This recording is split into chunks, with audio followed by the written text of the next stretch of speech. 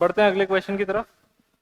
Question में बोला है block of mass 10 kg is moving in X direction with a constant speed of 10 metres per second.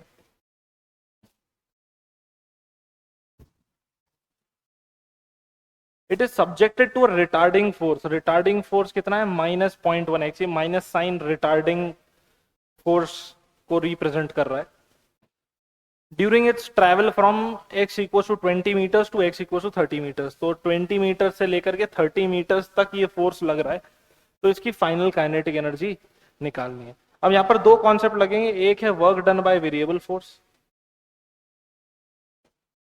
Work done by variable force, और work kinetic energy theorem. अगर तुमने ध्यान दिया होगा तो हमने लगभग अभी तक 35-36 सवाल कर लिए हैं, उनमें से 15-20 में तो वर्क काइनेटिक एनर्जी थ्योरम ही लगा है, और ज्यादा में ही लगा होगा आई थिंक। ठीक है, तो वर्क काइनेटिक एनर्जी थ्योरम जो है वो बड़ा ही इंपॉर्टेंट कॉन्सेप्ट है जिसको हमको ध्यान रखना है। तो ब्लॉक जो है वो एक्स एक्सिस पे मूव कर रहा है, ये मान लो x इक्वल टू 0 है।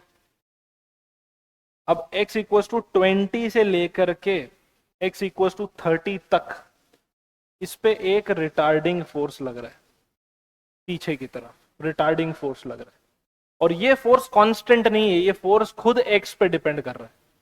ये फोर्स किस पे डिपेंड कर रहा है? x पे। और पहले ये ब्लॉक जो है वो कांस्टेंट स्पीड से चल रहा था 10 मीटर्स पर सेकेंड, पर सीधी सी बात है जब आप इस पे रेजिस्टिव फोर्स लगाओगे तो जैसे जैसे ब्लॉक आगे बढ़ेगा इसकी स्पीड कम होती जाएगी, क्योंकि ब्लॉक जाना उधर चाह रहा है, आप फोर्स पीछे लगा रहे हो तो इसकी स्पीड कम हो जाएगी। ठीक है, तो अब हमको ये पता लगाना है कि इसकी फाइनल काइनेटिक एनर्जी, मतलब यहां पे काइनेटिक एनर्जी कितनी है। वर्क काइनेटिक एनर्जी थ्योरम लगाएंगे तो वर्क काइनेटिक एनर्जी थ्योरम बोलती है work done by all the forces equal to change in kinetic energy. यहां पर जो फोर्स लग रहा है वो एक वेरिएबल फोर्स है, लेट्स से उसको अभी हम F बोल देते हैं। तो work done by force F will be equal to kinetic energy में चेंज क्या हो जाएगा? Final kinetic energy minus initial kinetic energy. अब क्योंकि जो फोर्स लग रहा है वो वेरिएबल है, तो वर्क डन निकालने के लिए हमको क्या करना पड़ेगा? हमको करना पड़ेगा इंटीग्रेशन F dx। ठीक है, हमको इंटीग्रेशन F dx करना पड़ेगा, कहां से कहां तक? 20 से लेकर के 30 तक। And this will be equals to final kinetic energy minus initial kinetic energy, जिसको हम लिख सकते हैं हाफ m u स्क्वायर, जहां पर u जो है वो इसकी इनिशियल वेलोसिटी है। ओके, तो अब जो फोर्स है F वेक्टर वो है 0.1x, इसको हम माइनस 0.1x लिख सकते हैं इनटू dx, और इसका इंटीग्रेशन कहां से कहां तक करेंगे? 20 से लेकर के 30 तक। This will be equal to final kinetic energy minus half into mass कितना है ब्लॉक का? मास दिया हुआ है 10 kg और इनिशियल वेलोसिटी भी दे रखी है 10 मीटर पर सेकेंड, तो ये हो जाएगा हाफ m इंटू वी का स्क्वायर हो जाएगा 10 का स्क्वायर। ठीक है, अब ये जो 0.1x है उसमें 0.1 माइनस 0.1 तो कांस्टेंट है, इसको बाहर निकाल सकते हैं हम।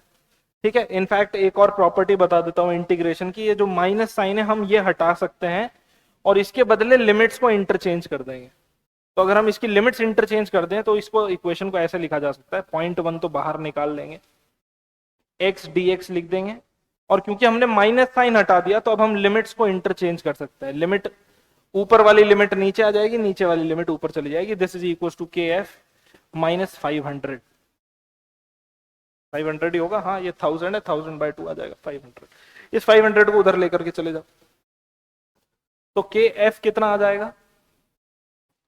के एफ हो जाएगा 500, ये माइनस उधर जाके प्लस हो जाएगा, plus 0.1 into x d x का इंटीग्रेशन हो जाएगा x square by 2 and the limits will be from 30 to 20।